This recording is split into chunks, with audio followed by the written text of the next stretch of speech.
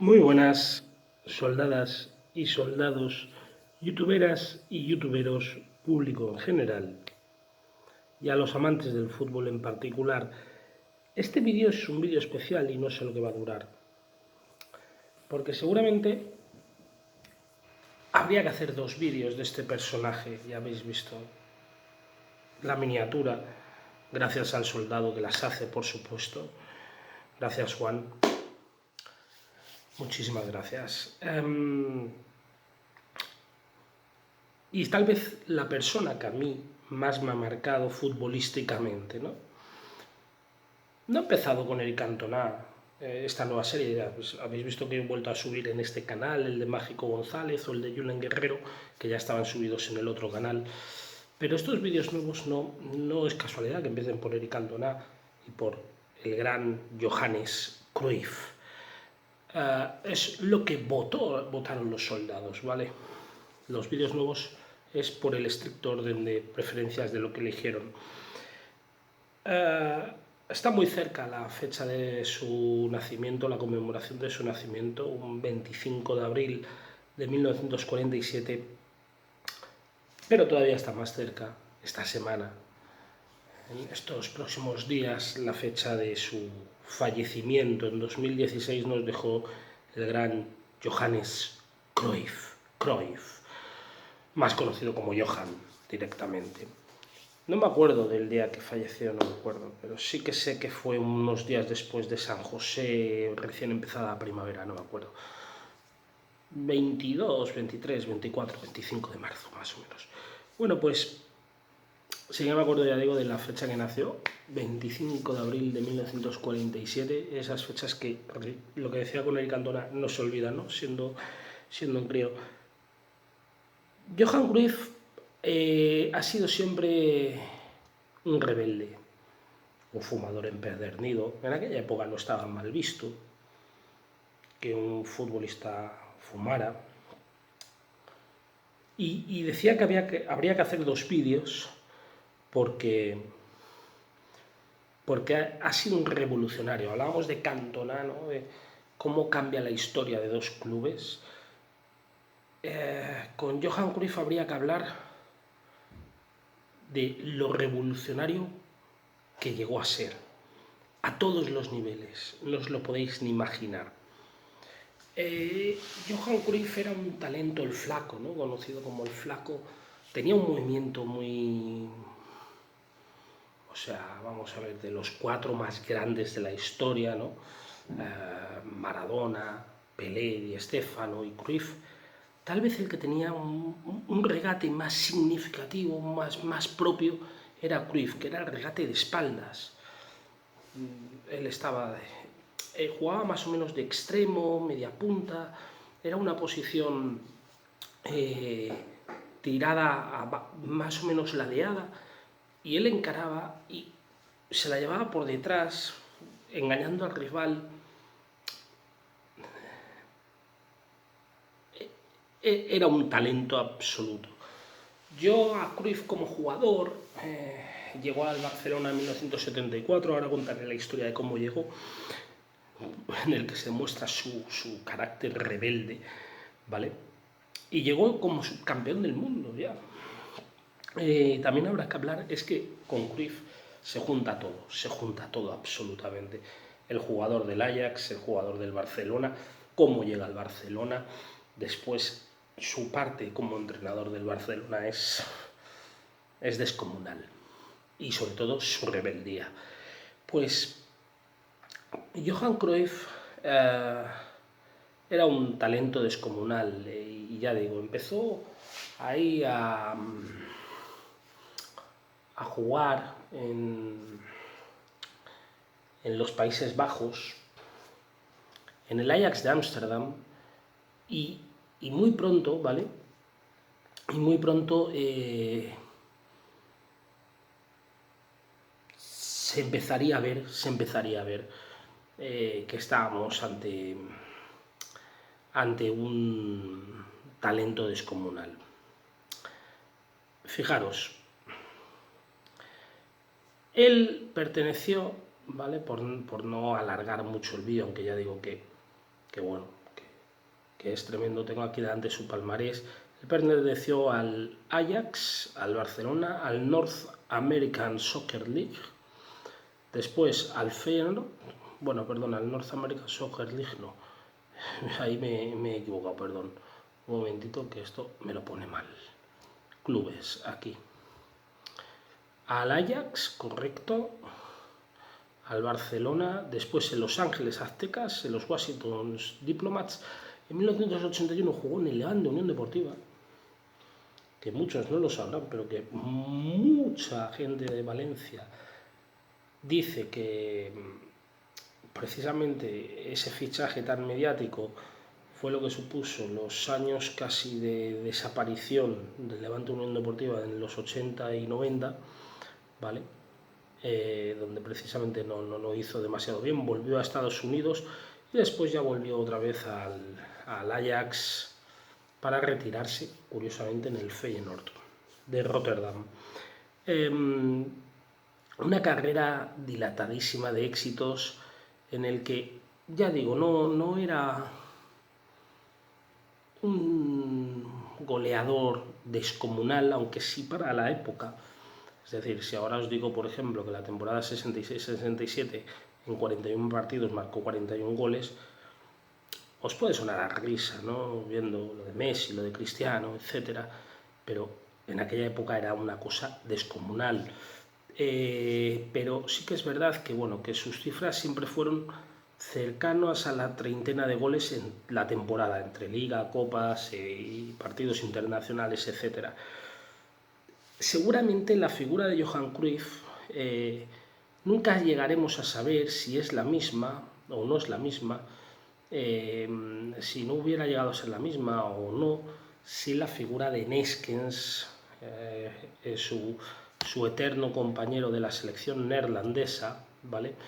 Y del Fútbol Club Barcelona, que era talento puro también, ¿no? Para el centro del campo, pero sobre todo sin la presencia de un entrenador que fue el que aportó la revolución al mundo del fútbol, que después Cruyff llevó como entrenador y que después otros siguieron, porque es muy difícil que un personaje en el fútbol marque tanto a tanta gente, y eso quiero que lo entendáis.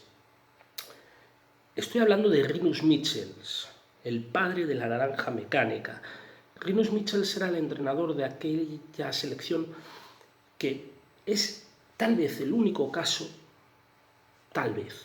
el único caso de la historia del fútbol en el que nos acordamos más del perdedor que del ganador. En 1974 en Alemania, todavía la Alemania dividida, Alemania occidental, era el anfitrión del Mundial y jugó la final contra los Países Bajos. Perdió. Muy recomendable que veáis el primer minuto y medio de la final, que es cuando marcan los Países Bajos. Marca de penalti. Pero para que entendáis el nacimiento del fútbol total, ese día nace. Bueno, nace durante todo el Mundial, pero ese minuto es el fútbol total, que después ha ido evolucionando. Pero ahí nace, con Rinus Michels en el banquillo, un equipo que no tenía una táctica. Bueno, táctica sí, atacaban todos y defendían todos, por eso era el fútbol total. Pero defendían todos con libertad de movimientos, cada uno podía estar en un sitio, más o menos había jugadores que eran especialistas de cierta posición, pero era una locura. Si podéis ver vídeos de la naranja mecánica o del Ajax de principio de los 70, que ganó creo que 3 Copas de Europa seguidas, verlos. Seguramente uno de esos equipos que han marcado historia, porque el Madrid de las 5 Copas de Europa evidentemente creó tendencia y marcó una historia. El Ajax es otro equipo que ha marcado historia, o el Milán de Arrigo Sacchi es otro que ha marcado tendencia e historia. Después hay otros muchos, evidentemente, que en cada momento han ido marcando, pero esos junto al Barcelona de Cruyff, aunque el Barcelona de Cruyff al final solamente consiguió una Copa Europa, pero esos son los equipos que realmente, bajo mi prisma, han ido cambiando los momentos de la historia del fútbol. Pues Rinus Michels era un... Ahora volvemos a Johan Cruyff. Era un visionario, ya digo. No sé cómo definirlo, ¿vale? Porque, ya digo,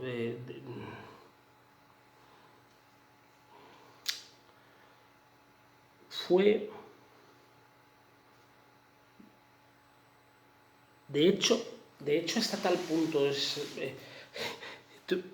el Barcelona bebe tanto de Johan Cruyff que muchas veces nos olvidamos que Rinus Michels estuvo en el Fútbol Club Barcelona, ¿vale?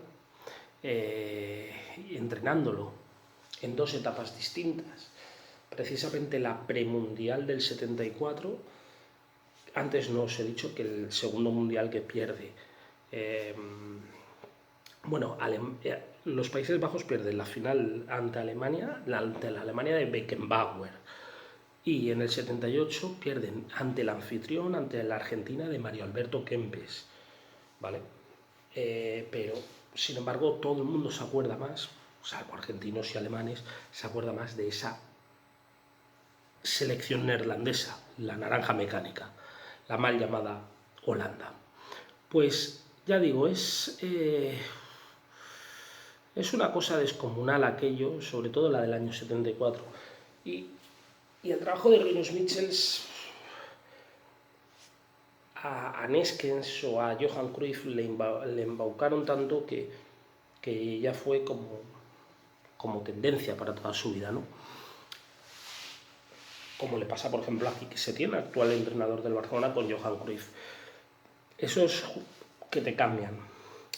Johan Cruyff como jugador era un jugador descomunal, evidentemente, no vamos a decir algo que no sea, pero evidentemente, ya digo, de hecho está nombrado por casi todo el mundo como el cuarto mejor jugador de la historia. Tras Pelé, Di Stéfano, Maradona, Johan Cruyff siempre ha ocupado esa cuarta, tercera posición. Casi todo el mundo siempre ha puesto a Pelé y Maradona, o Maradona y Pelé, después de Stéfano y Cruyff, o Cruyff y Di Stéfano, ¿no? Depende un poco de las simpatías. Johan Cruyff era un tipo distinto. Os decía, ¿cómo llegó al Barcelona? Llegó al Barcelona porque él estaba, le pasó algo, lo contrario que a Di Stéfano. Di Stéfano, ya hablaremos un día de él, estaba firmado por el Barcelona, ¿vale? Y por el Español. Bueno, es una historia un poco rara la de Di Stéfano, como todo lo que pasaba en esa época en España. Pero Johan Cruyff, el Ajax lo tenía transferido al Real Madrid. Fijaros lo que hubiera cambiado la historia, seguramente. Pero Johan Cruyff no quería ir al Real Madrid. Johan Cruyff quería estar en el Fútbol Club Barcelona, donde estaba Neskens, o iba a llegar Neskens, no me acuerdo si ya estaba o iba a estar, y donde estaba Rinus Michels. Ya digo, es un talento descomunal, que por cierto nunca terminó de aprender español perfectamente, pero bueno, como curiosidad, ¿vale? Sin más, diré que el nacimiento de su hijo Johan Jordi, todavía durante la dictadura, en la dictadura española, había que poner nombres de santos, ¿vale? Había que poner nombres de santos. Y si querías poner un nombre que no fuera de santo oficialmente, tenías que pedir autorización y eso a veces era un problema. Si podéis mirar la historia de por qué Johan Jordi se llama Johan Jordi, cómo consiguió que se registrara el nombre en España como Johan Jordi, es curioso, ¿eh? Ya digo, estaba el franquismo ahí prácticamente moribundo, pero en eso era santoral, por Dios, santoral. Bueno, ¿qué más os puedo decir sobre Johan Cruyff? El Johan Cruyff jugador, yo ya digo, yo no lo he llegado a ver demasiado, sobre todo lo he visto en vídeos y sobre todo en la selección neerlandesa y algunos partidos del Barcelona, ¿no? Pero el Johan Cruyff entrenador, yo sí que lo he vivido, lo he mamado, he tenido la ocasión de conocerle en persona, he tenido la ocasión de intercambiar alguna palabra con él, aunque era un tipo muy especial. Siempre hablaba más Charlie Resac que él, al menos con los que evidentemente no éramos allegados. Yo era un niño, un cazautógrafos en ese momento y ya está, ¿no? Y punto. Pero cuando José Luis Núñez, el rey de las esquinas de Barcelona, que en paz descanse, ficha a Johan Cruyff como entrenador, Johan Cruyff, por eso le llamaban el profeta del gol, dijo: mis chicos van a marcar más goles que nunca ahora. Y a fe que fue así. Sí. Fijaros, un equipo que tenía, en aquella época solamente se podían tener 3 extranjeros por equipo. Bueno, iba evolucionando, depende de las temporadas, ¿no? Pero iba evolucionando. Eran europeos, comunitarios o después un lío. Pero en aquellas épocas el Dream Team básicamente estaba formado por Andoni Zubizarreta, Albert Ferrer, Sergi Barjuan, Ronald Koeman, Miquel Ángel Nadal, Eusebio Sacristán, José Mari Vaquero, Jon Andoni Goicoechea, Julio Salinas. Estoy diciendo muchos jugadores de distintas épocas, pero que más o menos todos jugaron juntos. Risto Stoichkov, Michael Laudrup, Romario da Sousa, etc. Muchos jugadores, Carlos Busquets, el padre del actual jugador del Barcelona, creo que es el padre, sí. Pero muchos jugadores y que a lo mejor tú los veías jugar y dices: Vaquero, José Mari Vaquero, Escudero, que no tenía demasiada calidad, ni Julio Salinas, ni Goicoechea, pero era un engranaje perfecto. Eso lo consiguió Johan Cruyff. Evidentemente ahí había un tío con muchísima calidad, como era Michael Laudrup, o un tío que ya había sido campeón de Europa, como Ronald Koeman. Pero era un... Fijaros, si alguna vez tenéis oportunidad de haceros con uno de los libros de Cruyff, hay uno que a mí me marcó mucho, se llama Mis futbolistas y yo, en el que él, por ejemplo, en aquella época he contado esta anécdota en algún momento, ¿no? Cuenta que había un delantero en el Atlético de Madrid que era muy bueno, había sido alguna vez Pichichi, creo, que era Manolo, y eran muy míticos, ¿no? Los duelos Atlético Madrid-Barcelona, en aquella época había muchos goles. Y él, a Resac le preguntaba, que era su segundo, Charlie Resac, muy conocido en el barcelonismo porque fue el que en una servilleta consiguió la firma del padre de Messi para que firmara por el Barcelona, cuando Messi era un niño. Pues le preguntó a... Esto define una mentalidad revolucionaria completamente para la época. ¿Quién es el que marca los goles en el Atlético de Madrid? Resac le dijo: Manolo. ¿Y quién le da los pases? Le dijo: fulanito. Pues dejemos a Manolo libre, que nos marque 5 goles si quiere. Al que hay que cubrir, y solamente nos vamos a preocupar de él, es al que le da los pases. Nosotros, si Manolo marca 5 goles, nosotros marcaremos 6. Ese era Johan Cruyff. Capaz de perder 6-3 con la Romareda ante el Zaragoza, jugándose una liga.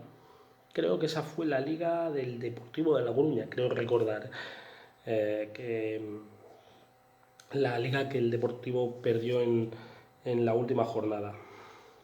Creo que fue esa, si mal no me equivoco, ¿eh? Porque como de las 4 que consiguió hubo 3 que fueron en la última jornada, las 2 de Tenerife del Madrid, un 7 de junio, un 20 de junio y la del Deportivo que fue un 14 de mayo. 4 días después el Barcelona de Johan Cruyff acabaría sepultado en ruinas en Atenas ante el Milan de Fabio Capello. Tal vez en una de las finales más perfectas que ha jugado un equipo. El Milan de Capello. Ese día seguramente fue el día que murió el fútbol, murió el Dream Team, pero el fútbol de Cruyff sigue porque dejó escuela en todos los que han pasado por ahí, ya sea Rijkaard, que no pasó, pero es neerlandés y está bebió de la naranja mecánica y bebió de Rinus Michels y de Johan Cruyff, etc. O después ya, evidentemente, con Pep Guardiola, etcétera, etcétera, etcétera.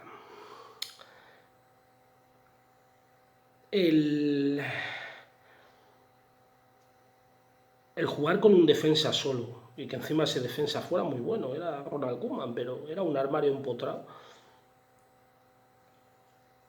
Yo solamente se lo he visto hacer el otro día jugando a puerta cerrada aquí al Valencia contra el Atalanta. Y incluso sin defensas. En un partido que parecía un patio de colegio, ¿no?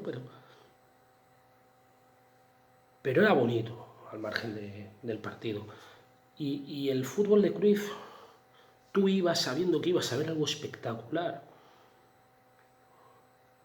Eso, salvo con algunos brotes verdes, se ha perdido. Fue una bonita, hablaremos de Emilio Butragueño también aquí, pero fue una bonita época en el fútbol español. El Barcelona de Cruyff, el Dream Team, cogió el relevo de un fútbol también espectacular que fue el Madrid de la Quinta del Buitre. Pero la grandeza de un equipo no solamente se mide por sus títulos, sino por su legado. La Quinta del Buitre, como tal, dejó el legado de los títulos, de las UEFAs, de las ligas. Tuvo la desgracia en la Copa Europa de encontrarse con el Milan de Arrigo Sacchi, ¿vale? Pero tuvo eso. Pero sí que es verdad, y creo que me estoy extendiendo un tiempo, que el Barcelona de Cruyff ha pervivido, vive y va a vivir eternamente, ya sea en el Ajax o en el Barcelona. Sin olvidar, por supuesto, la figura de Rinus Michels. A mí me parece que si decíamos de Eric Cantona que cambió la historia de un club, os voy a poner en situación. No tengo los datos, no los tengo, no los he buscado. Me podéis flagelar por eso, pero os pongo este trabajo ahora que estamos todos confinados en casa y tenemos tiempo. Mirar cuántas ligas tenía el Barcelona antes de la llegada de Johan Cruyff. Mirad las que tiene ahora, habiéndole dado ese estilo a todos los equipos de la escuela. Miradlo. Mirad cuántas Copas de Europa tenía el Barcelona antes de la llegada de Johan Cruyff. Mirad ahora las que tiene. Eso para los resultadistas que miren los títulos. Pero hay una cosa que el Barcelona ganó de por vida con Johan Cruyff, salvo en contadas excepciones, pero ganó de por vida, que es un estilo.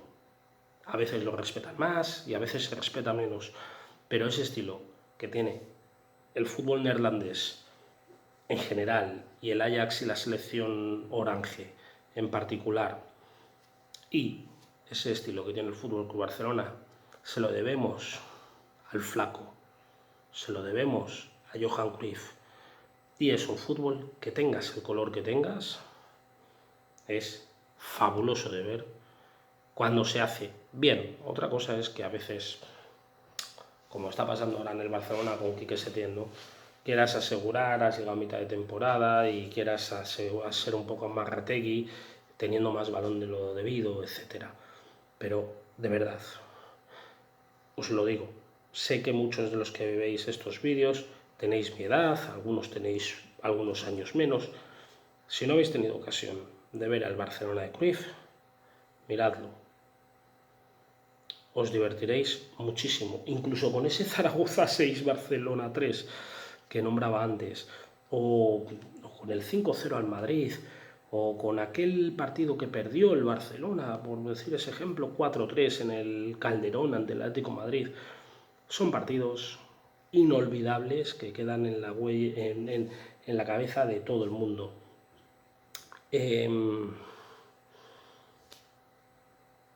Siempre se podrá decir que el FC Barcelona fue el Dream Team, fue el último campeón de la Copa Europa. Era una Copa Europa ya rara porque ya tenía un medio formato Champions, pero la UEFA dice que esa fue la última Copa Europa, la del año 92, que consiguió un Wembley Stadium con aquel gol de Ronald Koeman ante la Sampdoria. Pero siempre se podrá decir que fue la última Copa Europa. A partir de ahí vino la modernidad al fútbol. La trajo, que nadie os engañe, desde esos Países Bajos, don Johan Cruyff, el profeta del gol, el flaco, un auténtico revolucionario, un auténtico rebelde y una persona que incluso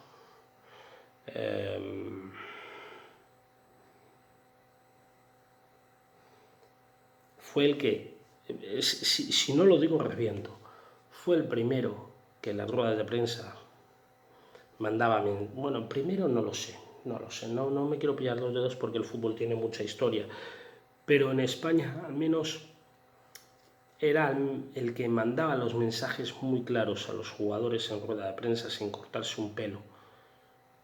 Era el que empezaba a hablar del entorno, esta palabra tan que se usa hoy en día, ¿no? En el FC Barcelona es una palabra de Johan Cruyff. De verdad, si podéis, hay momentos en los que me salen muchas palabras y hay momentos en los que me salen pocas, pero si podéis ver vídeos, y vuelvo a insistir mucho en eso, todo el partido de la final del Mundial del 74, Alemania, Países Bajos, lo podéis ver y veréis una pedazo selección alemana y una pedazo selección neerlandesa y un partidazo impresionante, pero veréis cómo nació el fútbol total, ¿no? Sobre todo ese primer minuto y medio en el que los alemanes en casa estaban diciendo ¿estos qué hacen? Y luego, y de ese mundial cualquier partido de los Países Bajos. Y luego ya digo, el Barcelona de Cruyff es una auténtica locura y por supuesto recomendaros también si podéis ver alguno de la gran época del Ajax, de las 3 Copas de Europa, 3 o 4, es que no me acuerdo si fueron 3 o 4 seguidas que consiguió a principios de los años 70. Neskens, Rinus Michels, Johan Cruyff y el fútbol neerlandés en general, desde entonces son otra cosa y repito. Espero que os haya gustado el vídeo, ¿vale? Está hecho más con el corazón que con otra cosa, está más hecho de cabeza que de otra cosa y de recuerdos y sobre todo, repito, lo que decía Adric Candona, cambió la historia de 2 equipos. Johan Cruyff fue un revolucionario en la historia del Ajax y fue un revolucionario en la historia del FC Barcelona. Y encima los unió por y para siempre a estos 2 equipazos. Un fuerte abrazo, si os quiere, si os ha gustado ya sabéis, darle al like. Hasta ahora.